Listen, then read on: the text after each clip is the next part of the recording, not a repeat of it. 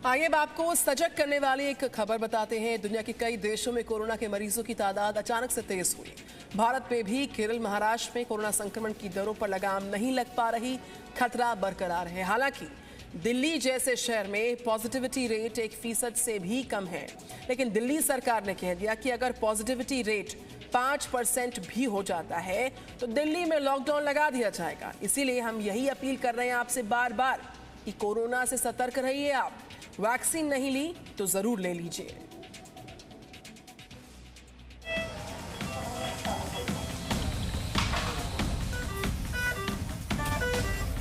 यह अफ्रीकी देश सेनेगल का डाकर शहर है। कोरोना की चपेट में इस कदर आया कि अस्पतालों में मरीजों के लिए जगह नहीं बची है।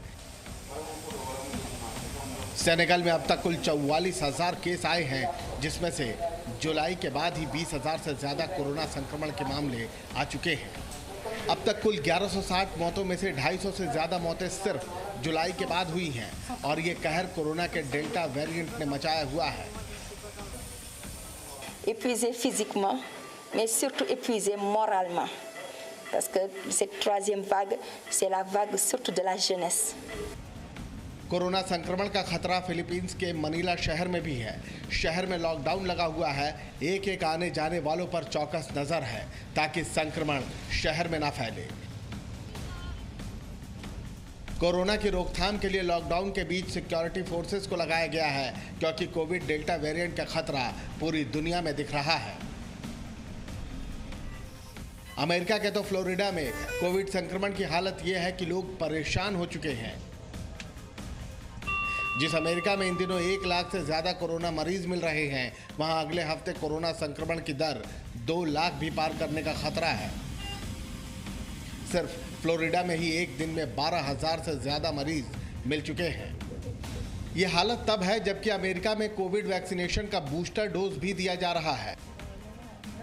दुनिया के दूसरे देशों में कोरोना के डेल्टा वेरिएंट की तेज रफ्तार को देखते हुए भारत के केरल और महाराष्ट्र के हालात पर भी चिंता जताई जा रही है। इन दोनों राज्यों में भारत के कुल कोरोना मरीजों की आधी से ज्यादा तादाद हो चुकी है। महाराष्ट्र के नासिक जिले में डेल्टा वेरिएंट के 30 मरीज मिलने से चिंता बढ़ी हुई है।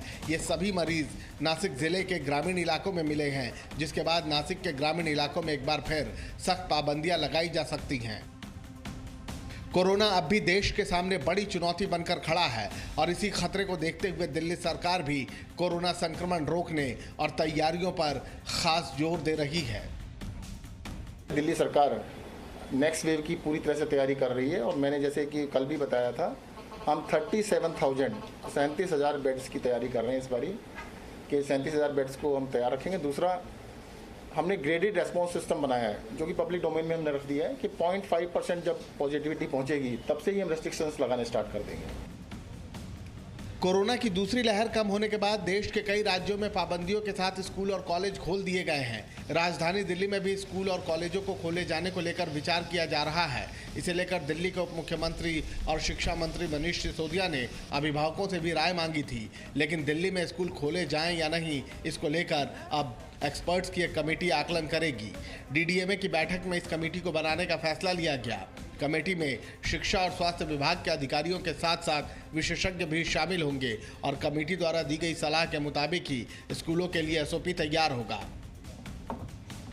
दिल्ली के लिए राहत की बात यह है कि यहाँ कोरोना के मरीजों की तादाद 40 से 50 के करीब पहुंच गई है और पॉजिटिविटी रेट भी बेहद कम है। लेकिन तीसरी लहर की आशंका को देखते हुए दिल्ली वालों को अब भी सतर्क रहने और कोविड नियमों का पालन करने की जरूरत है। ब्यूरो रिपोर्ट, जी मीडिया।